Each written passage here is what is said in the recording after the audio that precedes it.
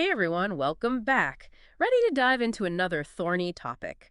Today, we're tackling the always heated debate around public education, specifically here in North Carolina. Sounds like a hot topic, literally. You got that right. We're digging into an opinion piece from March 2024 by Tabitha Arrowwood. Okay, and where was this published? This ran in a local NC news outlet, so definitely geared towards a local audience. Gotcha, local perspective, Well, always important.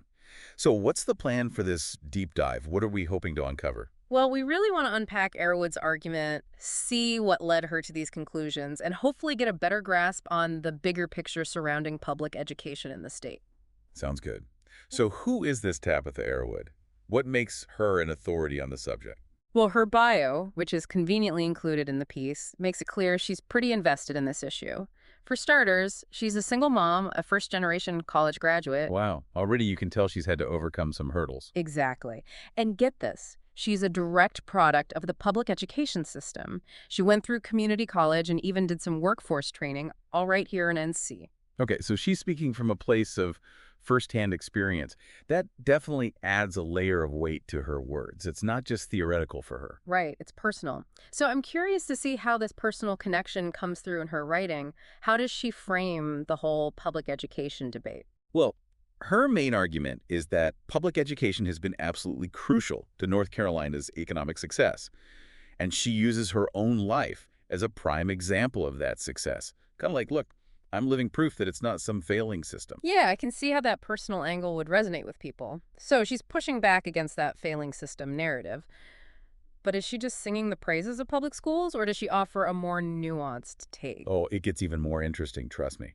She doesn't just argue for public education. She also points a finger at what she sees as the biggest threat. Oh, this is getting juicy. Tell me more. Who or what is she calling out? She really goes after, and I mean really goes after, MAGA Republicans. She even names Mark Robinson specifically, who, remember, was running for NC governor back then. Oh, wow. So she's naming names. I can already tell this is going to get heated. Yeah, she claims that Robinson and his supporters are actively trying to dismantle the public education system. No mincing words there. She sounds fired up. But for those of us who aren't glued to NC political dramas, who is Mark Robinson, and why is he so central to her argument? Right, so back then, he was actually the lieutenant governor. And he was, and I think still is, a pretty vocal advocate for school choice and this whole idea of parental rights in education. And those phrases, school choice and parental rights, those are pretty loaded terms these days, right? I feel like everyone's got a different definition depending on where they stand. Oh, absolutely. And they're often used as these big rallying cries in the debates about education. Okay, so let's unpack those a bit. When someone like Mark Robinson says school choice, what are they really talking about? Well, school choice often boils down to policies like vouchers. Basically, the idea is that parents could use public funds to send their kids to private schools if they choose. Okay, so kind of like giving parents a voucher or a credit they can use towards private school tuition. Exactly. Proponents of this, like Robinson, argue that it gives parents more control and lets them pick the best educational environment for their kids, especially if they're not happy with their assigned public school. I can see the appeal of that, being able to choose where your kid goes to school. But I'm guessing Arrowwood probably has some strong opinions about this whole voucher thing. You bet she does. And that's where we're going to dig in next time. So last time we left off with Tabitha Arrowwood throwing some serious shade at school choice advocates like Mark Robinson. Yeah, she does not hold back. She sees this whole school choice thing as a direct attack on public education. Which makes sense considering her background and her whole argument about the value of public schools. But let's dive into her concerns a bit more.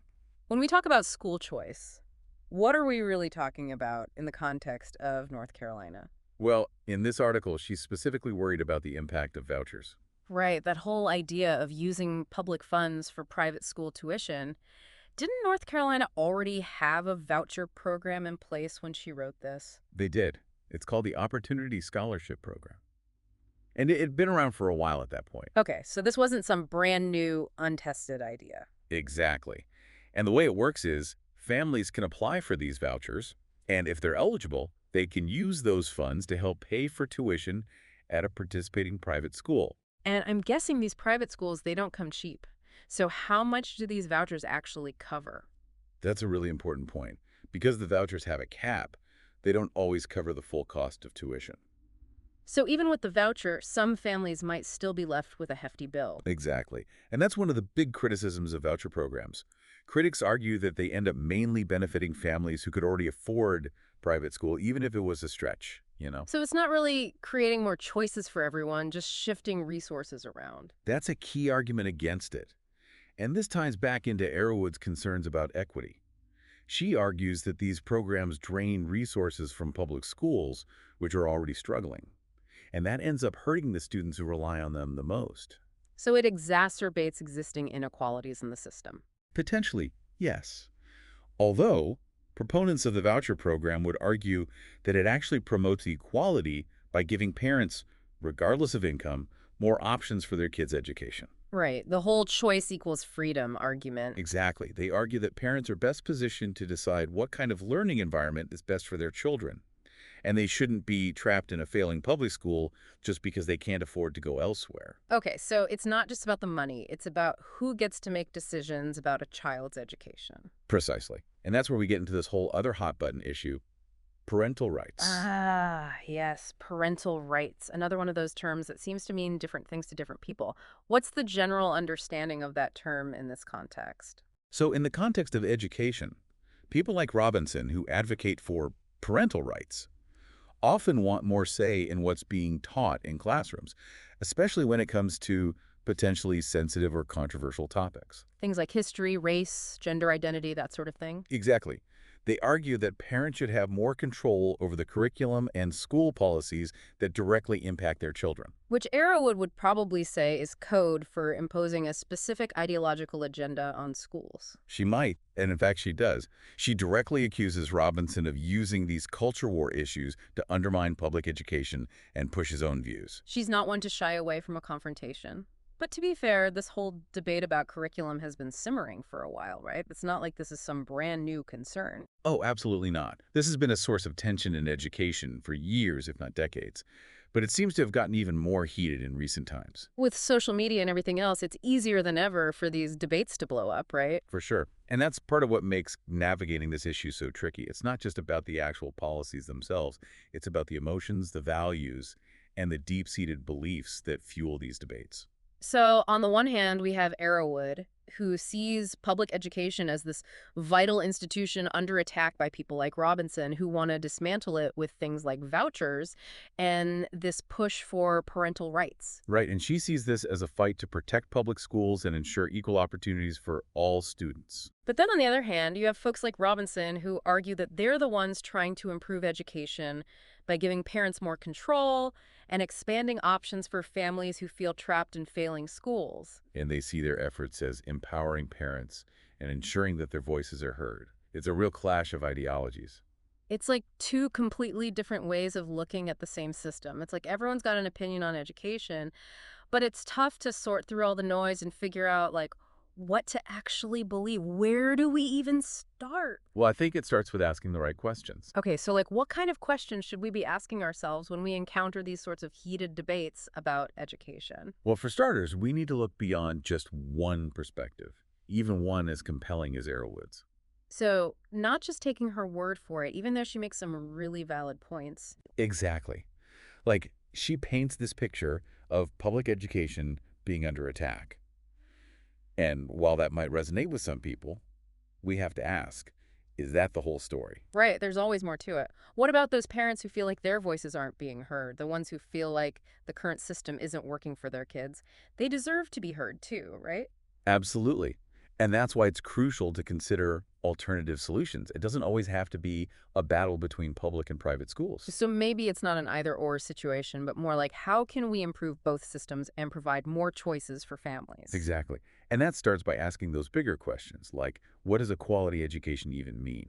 Is it about standardized test scores, college prep, vocational training, or is it about something more than that? Right. Like, how do we prepare kids for a world that's constantly changing? How do we teach them to think critically and adapt to new situations?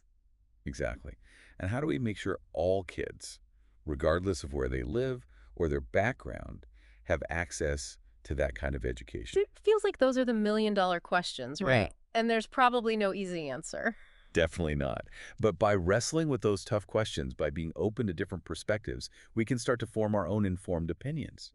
It's Mhm. about looking at the evidence, the data, and not just going with our gut or what sounds good on the surface. So it's more about being informed and engaged rather than picking a side in this supposed culture war. Exactly. Yeah. Don't just take our word for it, or Tabitha Arrowwood's, or even Mark Robinson's.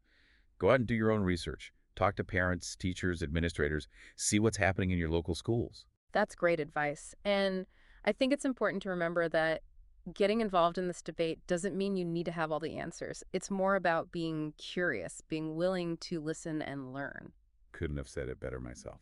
Well, on that note, I want to thank you for joining us on this deep dive into the world of public education in North Carolina. It's a complex issue, but hopefully this conversation has given you some food for thought. And encourage you to continue exploring these important questions. Absolutely. Until next time, keep those minds sharp and keep asking those tough questions.